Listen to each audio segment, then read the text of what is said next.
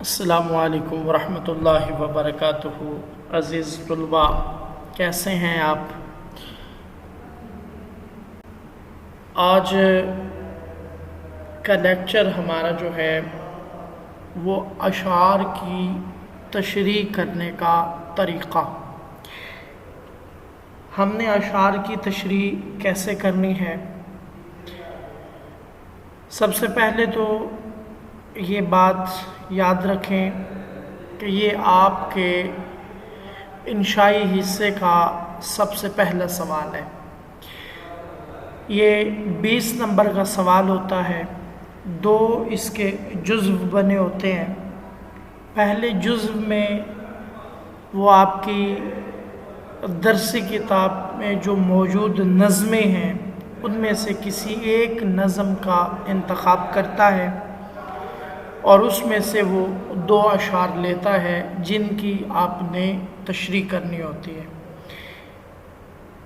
دونوں اشعار 4 نمبر کے ہوتے ہیں اور 1 نمبر جو ہے وہ نظم کا عنوان کا ہوتا ہے اور 1 نمبر شاعر کا نام کا ہوتا ہے۔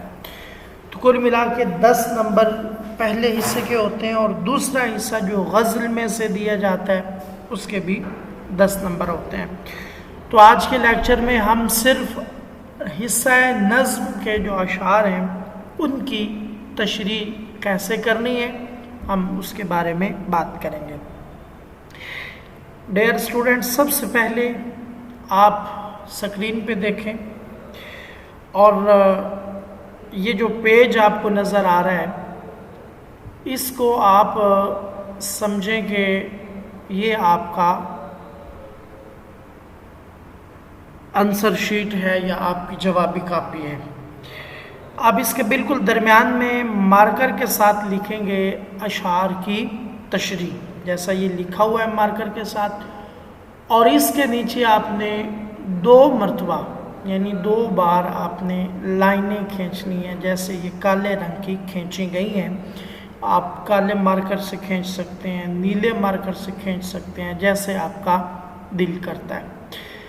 اشعار کی تشریح لکھنی ہے مارکر کے ساتھ، اس کے نیچے آپ نے 2 مرتبہ لائن لگانی ہے، یعنی 2 بار اسے انڈر لائن کرنا ہے۔ اس کے بعد پہلے میں نے آپ کو بتایا کیونکہ یہ آپ کا سوال 2 جزو میں تقسیم ہوتا ہے، پہلے جزو کا نام الف رکھتا ہے اور دوسرے جزو کا نام جو پیپر بنانے والا ہے وہ بے رکھتا ہے۔ اب سب سے پہلے ہم نے جزو الف کو حل کرنا ہے، تو لہٰذا آپ الف لکھیں گے اور اس کو بریکٹ کے اندر بند کر دیں گے، اس کے آگے آپ 2 ڈاٹ لگائیں گے۔ بالکل سیم اسی کے سامنے جو ہے وہ آپ نے حصہ نظم لکھنا ہے۔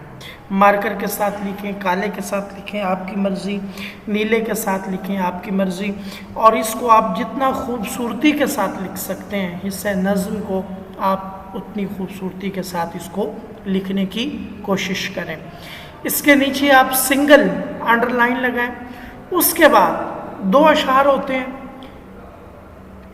پہلے اشعار جب آپ نے تشریح کرنی ہے تو اس کے ساتھ نمبر 1 لگانا ہے، جب دوسرے کی کرنی ہے تو جس طرح یہ 1 لکھا ہوا اسی طرح آپ نے 2 لکھنا ہے اور فوراً اس کے ساتھ آپ نے فل سٹاپ لگا دینا ہے، اور اسی لائن پہ آپ نے یہ جو ٹک کی علامت آپ کو نظر آ رہی ہے یہ کالے رنگ کی، اس کو کہتے ہیں علامت شیر۔ یہ ہر صورت میں لکھنا ضروری ہوتا ہے، آپ نے اس علامت کو لکھنا ہے۔ اس کے فوراً بعد آپ نے جو سوالیہ پیپر کے اوپر آپ کا شعر لکھا ہوتا ہے آپ نے وہ سارے کا سارا شعر جو ہے وہ لکھ دینا ہے۔ میں نے یہ شعر چنا ہے آپ کی نظم حمد سے جو مولانا ظفر علی خان کی ہے۔ اس میں نے ایک شعر لیا ہے جس کو لکھا ہے کہ ہر ایک ذرہ فضا کا داستاں اس کی سناتا ہے، ہر ایک جھونکا ہوا کا آ کے دیتا ہے پیغام اس کا۔ اب یہ آپ نے جو چیز دیکھنی ہے کہ پہلی لائن پہ آپ نے شعر کا جو مصرع پہلا مصرع ہے وہ لکھا ہے نا، دوسرا مصرع بھی اس کے برابر سے شروع کرنا ہے اور اس کے برابر پہ اس کا اختتام کرنا ہے۔ دوسرے نمبر پہ آپ نے لکھنا ہے حوالہ شعر۔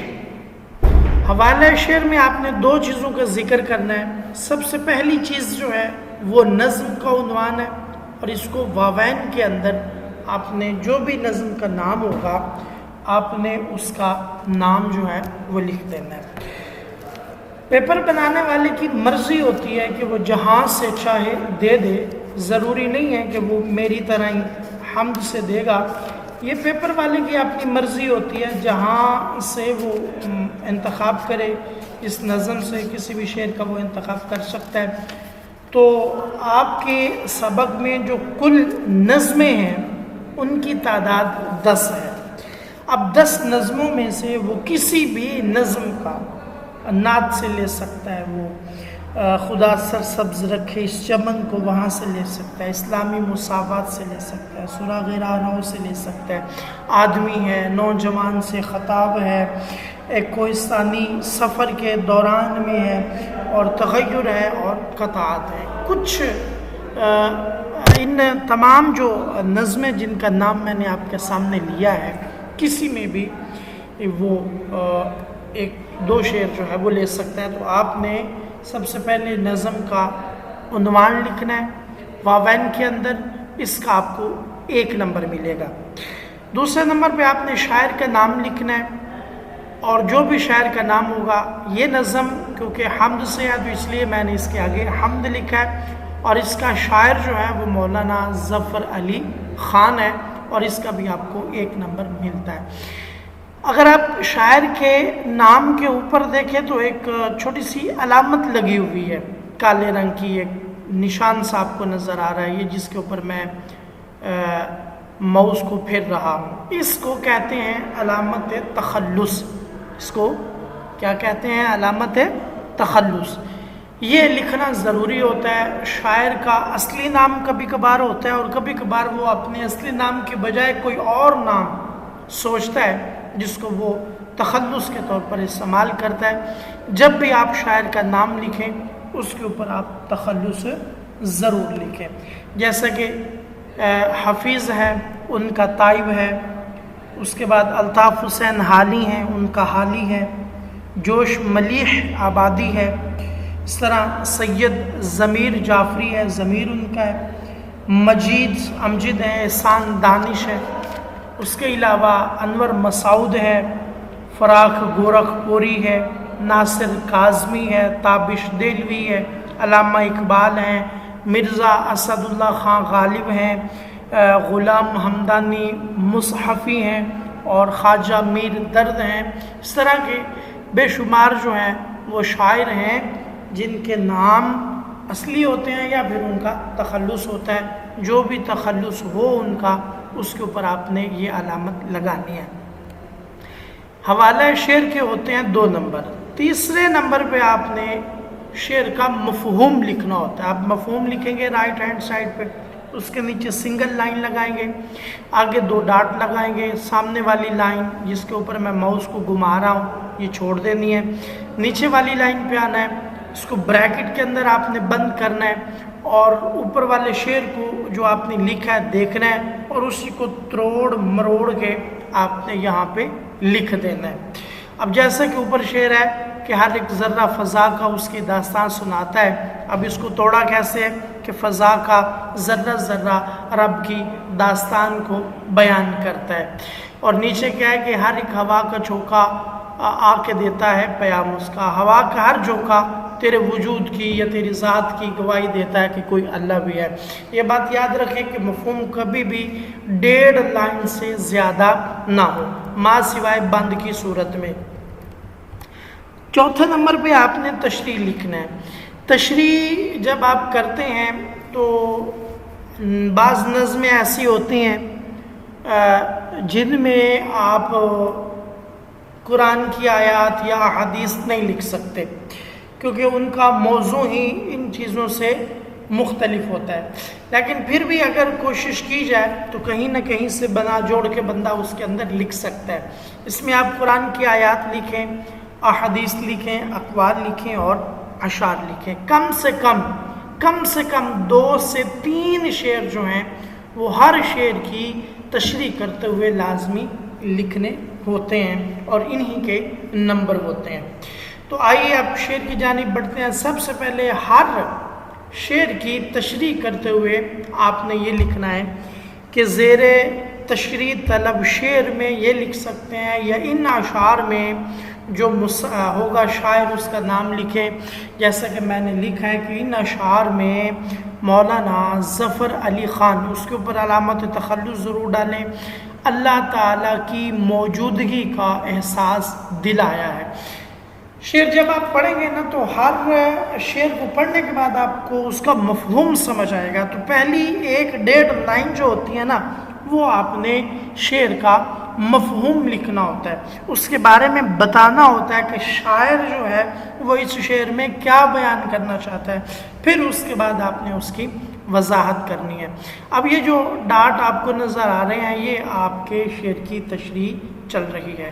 اسی طرح لکھتے ہوئے یہاں پہ ایک آیت کا حوالہ میرے ذہن میں آیا اور میں نے مناسب سمجھا کہ یہاں پہ وہ آیت، کیونکہ اللہ تعالیٰ کے ذکر کی داستان کی بات ہو رہی تھی تو کہا کہ یسبح للہ ما فی السماوات و ما فی الارض، یسبح تسبیح کرتی ہیں للہ اللہ کی، ما فی السماوات و ما فی الارض جو کچھ زمین میں ہے اور جو کچھ آسمان میں ہے۔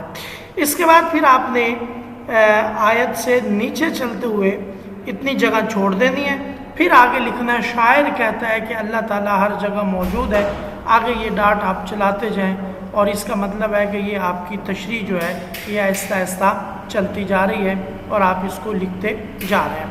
پھر اچانک آپ شعر لکھیں گے، اچانک منہ سے نکل گیا، پھر آپ شعر لکھیں گے کہ بقول شاعر یا شاعر کہتا ہے، یا اگر آپ کو اس شعر کے شاعر کا نام معلوم ہو تو پھر تو سونے پہ سہاگا ہے، اگر نہیں ہے تو فقط اتنا لکھ دیں کہ شاعر کہتا ہے یا بقول شاعر۔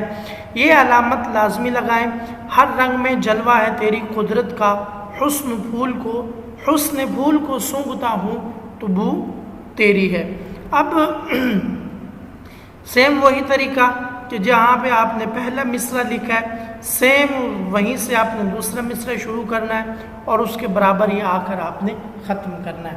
پھر آگے اسی طرح آپ نے اس تشریح کو چلانا ہے اور یہ جگہ خالی چھوڑ کے پھر آپ نے مصرع کی تشریح کرتے ہوئے آگے چلتے جانا۔ یہ جو ڈاٹ آپ کو نظر آ رہے ہیں اس کا کیا مطلب ہے کہ آپ کی تشریح چل رہی ہے۔ یہاں پہ پیراگراف ختم ہو گیا، پھر اسی طرح آپ اگلا پیرا بنائیں، پیرا بنانے سے پہلے آپ یہ جگہ خالی چھوڑیں۔ اب نیلے رنگ کی ڈاٹ جو ہے وہ آپ کو یہ بتا رہی ہے کہ یہ آپ کی تشریح چل رہی ہے۔ پھر اسی طرح چلتے ہوئے آپ 1-2 پیرے کے بعد دوسرا شعر لکھیں گے، ایک پیرے میں پہلا شعر، دوسرے پیراگراف میں دوسرا شعر جو لکھا ہے علامت لگائیں، کوئی معبود نہیں الا ہو وحدہ لا شریک لہ، کہ اللہ کے سوا کوئی لائق عبادت نہیں ہے، وہی اکیلا ہے اور لا شریک ہے۔ پھر آگے یہ وضاحت چل رہی ہے کہ اسی بات کی آگے لکھتے ہوئے تشریح آپ کی جا رہی ہے یہ ڈاٹ کی صورت میں، اور آگے آپ دیکھیں کہ فوراً جناب آپ کے ذہن میں آیا کہ اس موضوع کے اوپر حدیث پاک جو ہے وہ شرک کے حوالے سے آتی ہے، تو آپ نے لکھیں حدیث پاک میں ہے یا نبی اکرم صلی اللہ علیہ وسلم نے فرمایا۔ اسی طرح پھر آپ واوین لگائیں گے، 7 ہلاک کر دینے والے گناہوں سے بچو۔ جب صحابہ نے پوچھا وہ کون سے ہیں تو آپ نے سب سے پہلے نمبر پہ جس کا ذکر کیا وہ کیا تھا؟ شرک تھا۔ اب اس کے بعد اس کو آپ نے واوین کے اندر بند کرنا ہے اور پھر آپ نے یہ لکھنا ہے کہ اس آیت سے یا اس حدیث سے یہ ظاہر ہوتا ہے، یہ پتہ چلتا ہے کہ شرک بری چیز ہے، اس کی کوئی معافی نہیں ہے اور یہ وہ گناہ ہے جو انسان کو ہلاک کر دیتا ہے، کیونکہ اللہ وحدہ لا شریک ہے، وہ اکیلا ہے، اس کے علاوہ کوئی نہیں ہے۔ تو اس طرح کی آپ باتیں لکھتے ہیں، یہ ڈاٹ کا کیا مطلب ہے؟ چل رہی ہے آپ کی تشریح۔ پھر فوراً آپ کو یہاں پہ کسی دانا کا یا دانشور کا یا سیانے بندے کا یا کسی نامور بندے کا قول یاد آ گیا تو آپ قول لکھیں گے اور اس کو بھی واوین میں لکھیں گے۔ اور قول کیا لکھا ہے کہ کائنات کی جس چیز پہ بھی غور کیا جائے اسی یکتا ذات کا جلوہ جو ہے دکھائی دیتا ہے۔ یہ میر تقی میر کا قول ہے۔ پھر آگے آپ پیرا ختم کریں، نیا پیرا شروع کریں۔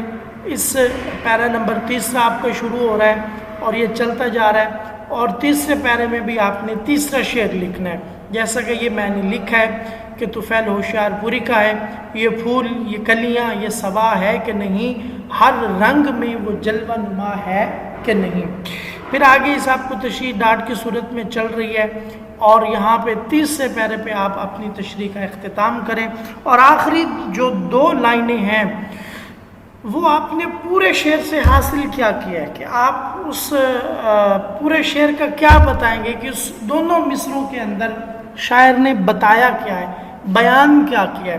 آخر پہ جب آپ مکمل کریں تو ضرور لکھیں قصہ مختصر، اس کے فوراً بعد آپ نے یہ کوما ڈالنا ہے، اور پھر آگے لکھنا ہے کہ کائنات کا ذرہ ذرہ تیرے وجود، عظمت اور کار سازی کی کہانی سناتا ہے۔ یعنی کیونکہ اس نظم میں اللہ تعالیٰ کی حمد بیان کی گئی ہے، تو ظاہر ہے اس شعر کا جو خلاصہ ہوگا وہ بھی حمد کے طور پر آئے گا، اور یہ اس میں شعر میں یہی بتایا گیا کہ ہر چیز جو ہے وہ اللہ کا ذکر کرتی ہے، اللہ کے وجود کے بارے میں، اس کی جلوہ نمائی کے بارے میں ہمیں آگاہ کرتی ہے، اور یہ اس کا خلاصہ نکالا ہے کہ اس لیے اس میں عقل سلیم رکھنے والوں کے لیے کوئی پہچان مشکل نہیں ہے۔ جس بندے کے پاس بھی عقل ہے وہ آسانی کے ساتھ جو ہے وہ ہر چیز میں اللہ کا جلوہ دیکھ کے اس کی ذات کو پہچان سکتا ہے۔ اور آگے آپ نے ماخذ لکھنا ہے، ماخذ کے آگے 2 ڈاٹ لگانی ہے، اور اس کے آگے آپ نے چمنستان لکھنا ہے، کیونکہ یہ وہاں سے یہ نظم اخذ کی گئی ہے۔ تو یہ جو ڈاٹ لگائے گئے، یہ جو گول دائرے میں 4 لکھے گئے ہیں نا، اس کا مطلب یہ ہے کہ یہ آپ کے ایک شعر کی تشریح جو ہے وہ 4 نمبر کی ہے، اور 2 نمبر آپ کے شاعر کا نام اور نظم کے عنوان کے ہیں، تو کل ملا کے 6 ہو گئے، اور 4 جو ہے وہ اگلے شعر کے ہیں۔ جب اس شعر کی تشریح کمپلیٹ ہو جائے تو پھر اسی طرح اسی طرز سے اسی طریقے سے آپ نے وہاں پہ لکھنا ہے شعر نمبر 2، آگے 2 ڈالیں گے، ڈاٹ ڈالیں گے، اور پھر اسی طرح آپ شعر لکھیں گے، پھر حوالہ لکھیں گے، پھر نظم کا عنوان، پھر شاعر کا نام، پھر اس طرح مفہوم، اور پھر تشریح جو ہے یہ کم سے کم آپ کی 2.5 سے 2 صفحات پہ ہونی چاہیے، اور زیادہ سے زیادہ 3 پہ۔ 2.5 کا جو ہے ہندسہ بہت زبردست ہے، پرفیکٹیبل ہے، اور اس میں آپ کے پورے نمبر آنے کے چانسز زیادہ ہیں۔ یہ آپ کا وہ حصہ ہے جو معروضی میں شمار ہوتا ہے، اور اس کو اگر آپ اچھے طریقے سے لکھیں گے، خوبصورت کر کے لکھیں گے، اس میں آیات لکھیں گے، اس میں اشعار کی کثرت لکھیں گے، اقوال لکھیں گے، کوئی قصہ یا کوئی واقعہ یا کوئی کہانی درج کریں گے، تو پھر آپ کو اس کے پورے نمبر ملنے کے امکانات زیادہ روشن ہو جائیں گے۔ امید ہے کہ آج کا لیکچر آپ کو سمجھ آئے ہوگا۔ آج کے لیکچر میں ہم نے اشعار کی تشریح کرنے کا طریقہ سیکھا ہے، اور یہ ہم نے پڑھا ہے کہ یہ 2 اشعار آتے ہیں کسی بھی ایک نظم میں سے، 4 نمبر کے، 2 نمبر شاعر کا نام اور نظم کے عنوان کے ہوتے ہیں، اور اسی ترتیب سے ہم نے اس کو لے کے چلنا ہے، اور اس طریقے سے یہ جو آپ کی سکرین پہ آپ کو دکھائی دے رہا ہے، اس طریقے سے اگر آپ اشعار کی تشریح کریں گے تو یقینی طور پر آپ کو 10 نمبر پکے مل جائیں گے۔ اللہ آپ کا حامی و ناصر ہو۔ اللہ